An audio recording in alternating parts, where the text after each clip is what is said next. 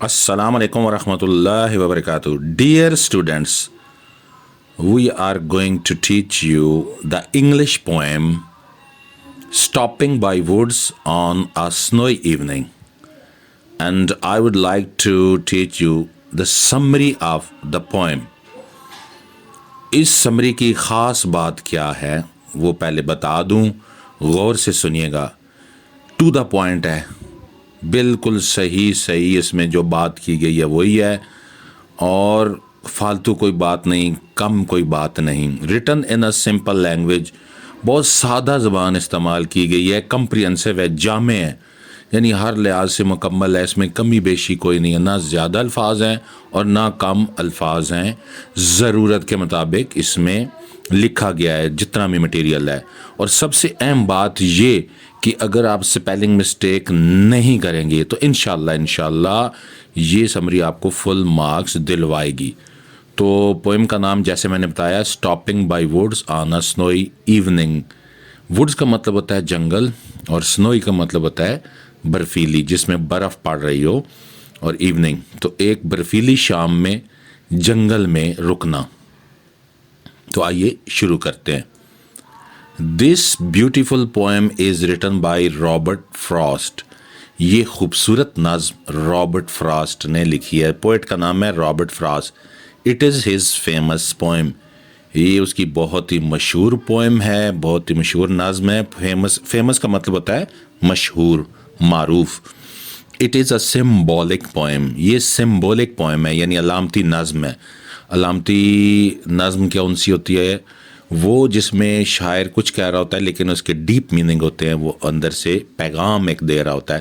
तो आखिर में चल के हम देखते हैं इसमें कौन सा डीप पैगाम है। The poet stops in woods to look at the natural beauty. Poet जा रहा होता है लेकिन वो रुक जाता है, स्टॉप्स रुक जाता है, इन वुड्स जंगल में, टू लुक एट देखने के लिए, नेचुरल फितरी, कुदरती, ब्यूटी का मतलब होता है खूबसूरती। तो शायर जो है वो जंगल में कुदरती हुस्न को देखने के लिए रुक जाता है। इट इज़ इवनिंग, ये शाम का वक्त है। The weather is very cold. Weather का मतलब है मौसम, कोल्ड का मतलब सर्द, ठंडा। तो मौसम बहुत ही सर्द है, क्योंकि बर्फ़ पड़ रही है तो लिहाजा इसमें उसने ठंडा तो होना है। The owner of the woods is in his village. Owner का मतलब होता है मालिक, वुड्स का मतलब जंगल। जो जंगल का मालिक है वो इस वक्त अपने गांव में है। But he does not know about the poet. लेकिन वो शायर के मतलब नहीं जानता कि वो यहाँ ठहरा हुआ है। There is no farm house nearby. और नज़दीक में कोई फार्म हाउस भी नहीं है। नियर बाई नज़दीक में, फार्म हाउस जहाँ फार्म हाउस बना होता है। It is strange for the horse to stop. Strange का मतलब है अजीब बात है। हॉर्स घोड़ा, घोड़े के लिए ये अजीबो गरीब बात है कि यहाँ पर वो रुके। यानी शाम का वक्त है, बर्फ़ भी पड़ रही है और सर्दी भी है और जंगल भी है, तो घोड़ा परेशान है कि ये रुकने का वक्त तो नहीं है। इसलिए वो कहता है कि ये घोड़े के लिए रुकने के लिए ये बहुत ही अजीबो गरीब बात है। The poet loves the sight but he can not stop in the lovely woods. शायर जो है वो इस नज़ारे को बहुत पसंद करता है। साइट का मतलब नज़ारा, इस मंज़र को बहुत ही पसंद करता है, लेकिन वो इस खूबसूरत जंगल में रुक नहीं सकता। He has to do many things before reaching home. घर पहुंचने से पहले उसने बहुत से काम करने हैं। तो इन दिस पोएम, इस नज़्म में, स्लीप स्टैंड्स फॉर डेथ। अब जो अलामती मैंने बात की थी, अलामती नज़्म, अब बात आ गई है।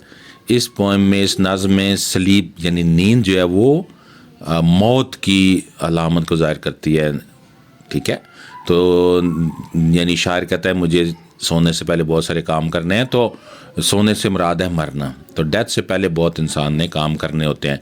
देयरफॉर, इसलिए we must work hard to complete the task before death. इसलिए हमें मौत से पहले पहले सख्त मेहनत करनी चाहिए ताकि जो हमारे ज़िम्मे काम है वो हम मुकम्मल कर लें। तो हमारा ईमान है कि अल्लाह ताला ने हमारे ज़िम्मे इस दुनिया में बहुत से काम किए हुए हैं हमारे, हमने रोल प्ले करना है, तो मौत से पहले पहले हमने उनको कंप्लीट भी करना है। तो यही इस चीज़ की सिंबॉलिक जो है सिंबॉलिक पोएम इसलिए इसको कहा जाता है कि डीप मीनिंग है कि शायर जो है वो यहाँ रुक नहीं सकता, उसने बहुत सारे काम करने हैं। सो बेटा this is the summary of the poem.